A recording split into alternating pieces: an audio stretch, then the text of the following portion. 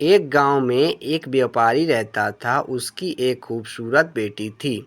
एक बार उसे व्यापारी पर बहुत ज़्यादा कर्ज हो गया था और जिस आदमी से उसे व्यापारी ने कर्ज लिया था वो उसी गांव का था और बहुत ही घटिया आदमी था। तो व्यापारी उस आदमी का कर्ज चुका नहीं पा रहा था। तो उस आदमी ने सारे गांव वालों को जमा किया और व्यापारी के घर पर जाकर व्यापारी से कहा कि अगर तुम मेरा कर्ज दे नहीं पा रहे हो तो अपनी बेटी की शादी मुझसे कर दो। यह सुनने के बाद भी वह व्यापारी चुप रहा क्योंकि वो मजबूर था और ये सारी बातें घर में बैठी उस व्यापारी की बेटी सुन रही थी।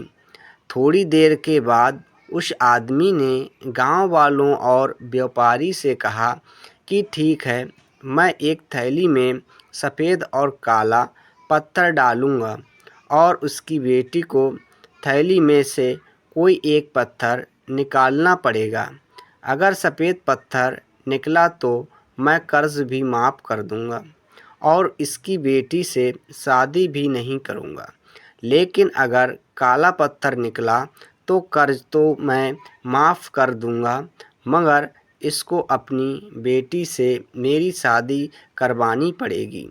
व्यापारी की लड़की इस बात के लिए राज़ी हो गई और सारे गांव वाले भी।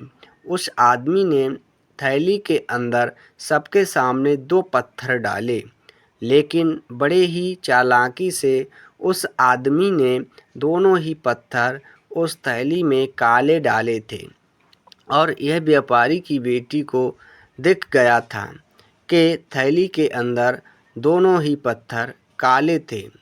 अब वह लड़की सोच में पड़ गई थी कि मैं जो भी पत्थर निकालूंगी वह काले ही पत्थर होंगे और अगर काला पत्थर निकला तो कर्ज़ा माफ़ हो जाएगा, लेकिन मुझे उससे शादी करनी पड़ेगी।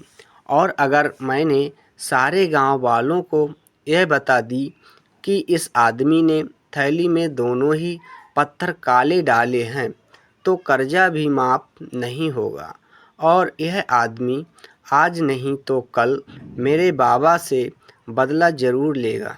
लड़की यह सोच ही रही थी कि लड़की को तभी थैली से पत्थर निकालने को कहा गया।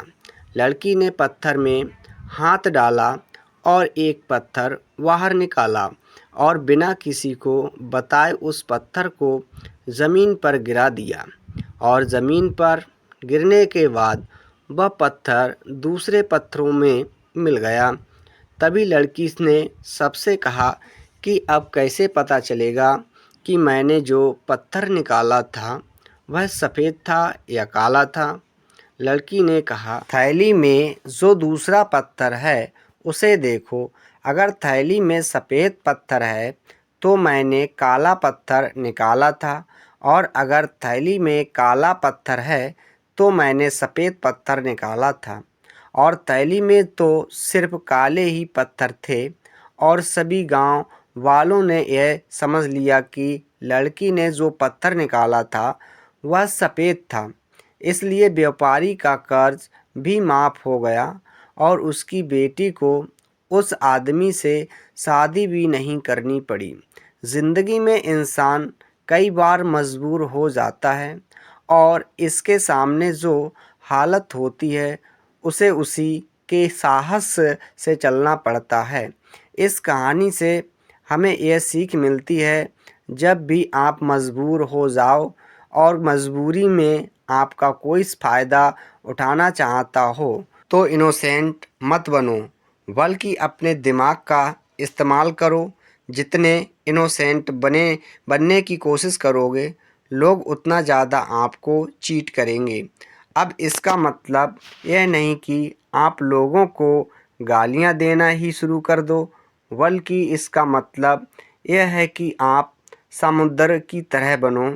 मतलब यह है कि आप समुद्र की तरह खामोश रहो, लेकिन उसकी गहराई की तरह अपने दिमाग में नॉलेज रखो। सो आई होप आपको वीडियो अच्छी लगी होगी। वीडियो देखने के लिए धन्यवाद।